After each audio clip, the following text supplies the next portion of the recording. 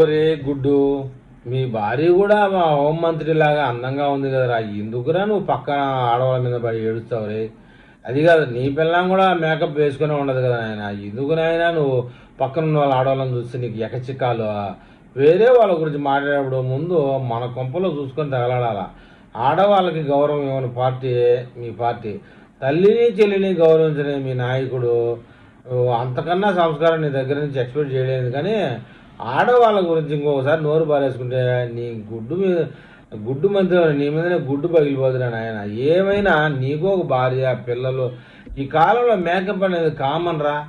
నీ పసుగుల్లో నీ సొంత లెక్కతో కారు ఏదో కొని వాడి హోంమంత్రి అనిత గారికి ఫ్రీగా ఇచ్చినట్టు నేను వాడి పడేసిన కారు అంటావు.